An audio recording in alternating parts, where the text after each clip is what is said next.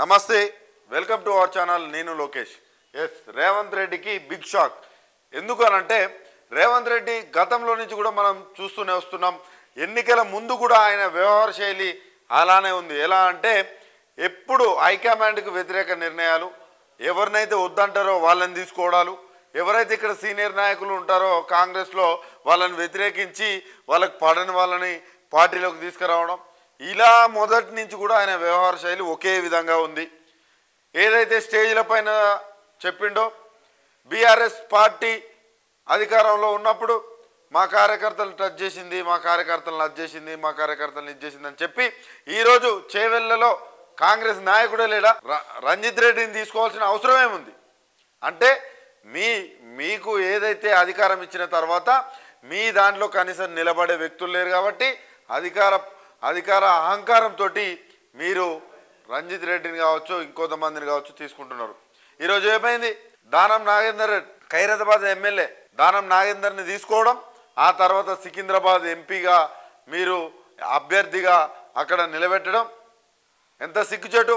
ఆయన అఫిడవిట్లో రాంగ్ ఉందని ఆయనకు హైకోర్టే షాక్ ఇచ్చింది. అదేవిధంగా బొంతు రామ్మోహన్ని ఆయన్ని ఏదైతే సికింద్రాబాద్ సంబంధించి ఆ ఎంపీ అభ్యర్థిగా ప్రకటిద్దాం అనుకున్నప్పటికీ కూడా ఆయన పేరు ప్రకటించలేదు. ఆయనకు ఒక ఎదురు దెబ్బ అని చెప్పుకోవచ్చు. ఆయన హైదరాబాద్ మేయర్ని చేసింది ఎక్కడో మారుమూలన హైదరాబాద్కు చాలా దూరంన మహబూబాద్ జిల్లాలో జన్మించిన ఆయన్ని ఇక్కడికి వస్తే ఉద్యమకారుడని ఆయన్ని మేయర్ చేయడం ఆ యొక్క పార్టీ చేసిన పాపమా?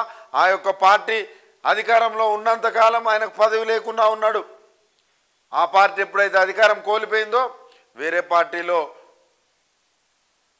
స్థానం కల్పిస్తారు, నాకు ఎంపీ సీట్ ఇస్తారని పోయిండు.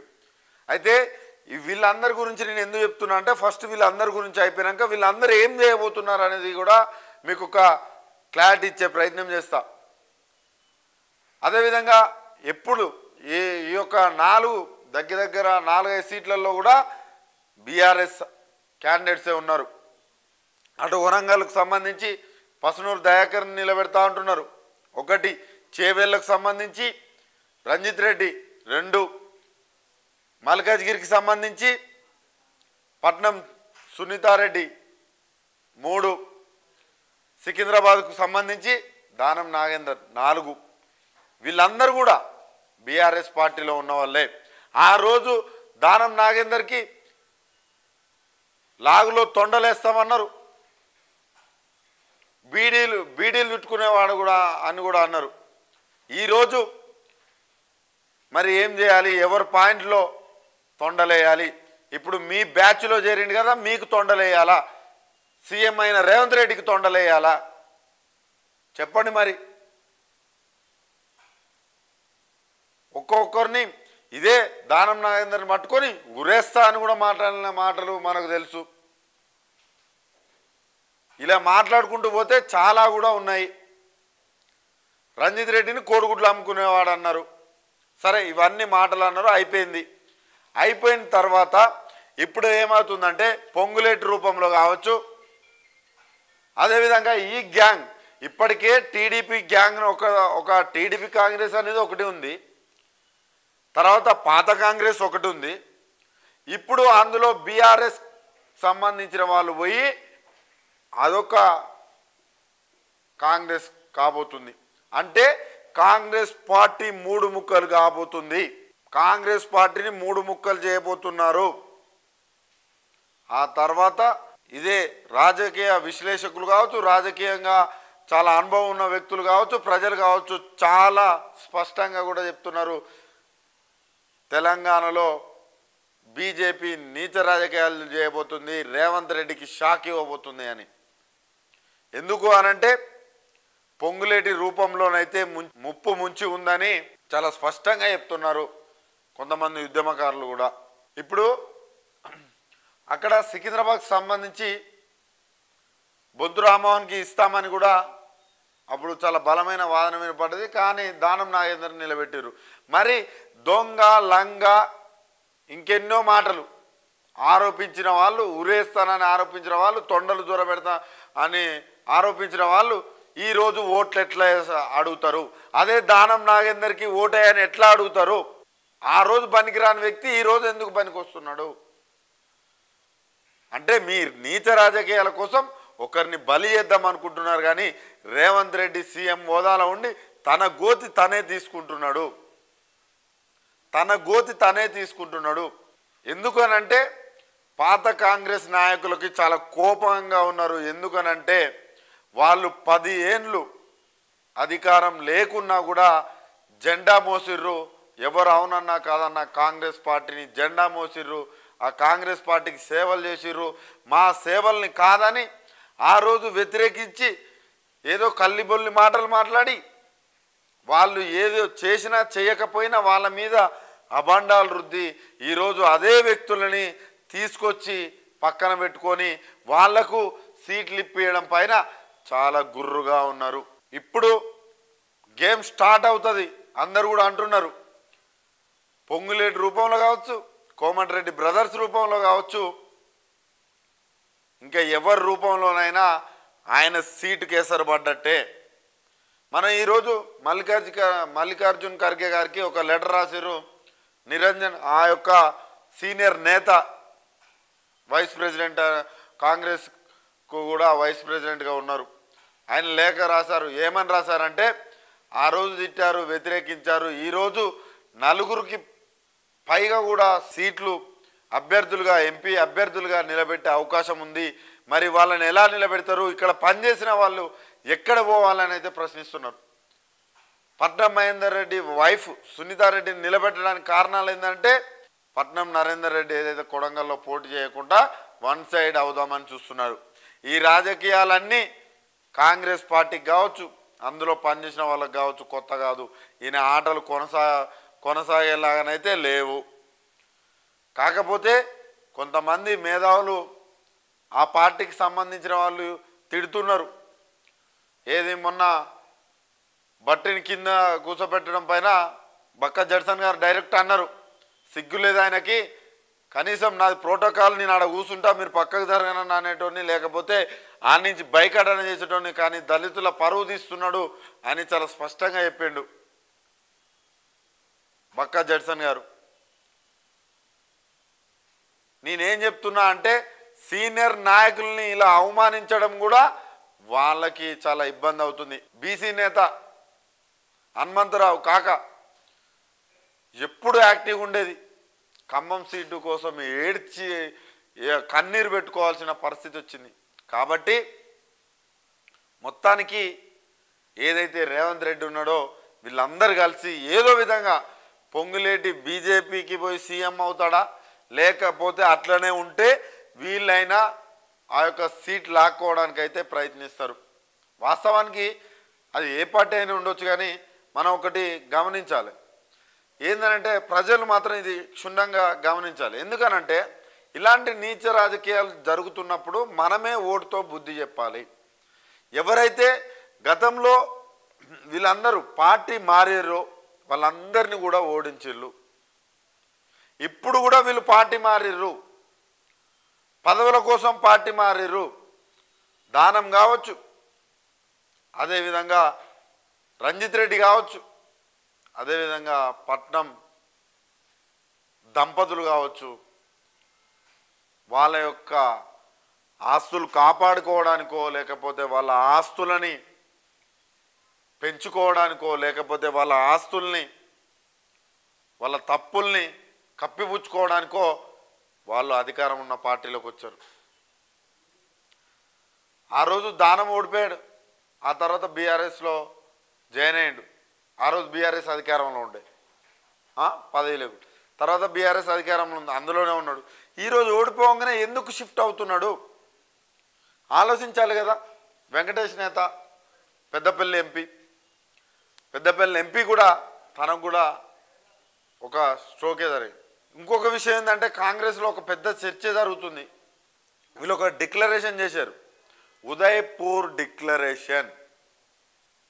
ఒకే కుటుంబానికి 2 సీట్లు లేవు, కనీసం ఆ యొక్క పార్టీలో మినిమం 5 సంవత్సరాలు పనిచేసి ఉంటేనే సీట్ ఇవ్వాలన్నారు. ఏడమైంది మరి? డిక్లరేషన్ లేదు, అలా బొంద లేదు.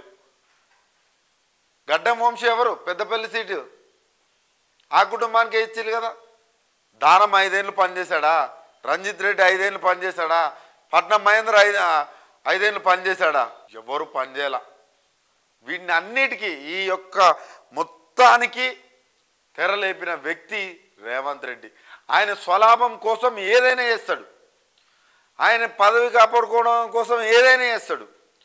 ఆయన అధికారంలోకి రావడానికి ఏదైనా చేస్తాడు. ఎగ్జాంపుల్ 6 గ్యారెంటీలు 100 రోజులు. పోండి ఎన్నికల ముందు ఇప్పుడే పోయి మళ్ళీ తెచ్చుకోండి. రుణమాఫీ అయిన వాళ్ళు పోయి తెచ్చుకోండి. 9వ తారీఖు మళ్ళీ మన రుణమాఫీ అవుతుంది అన్నాడు. ఇంతవరకు రుణమాఫీ పైన ఒక్క ప్రకటన కూడా లేదు. ఇప్పుడు ఎన్నికల కోడ్ ఎన్నికల మొత్తం అవి ఉండదు అంటుండ్రు.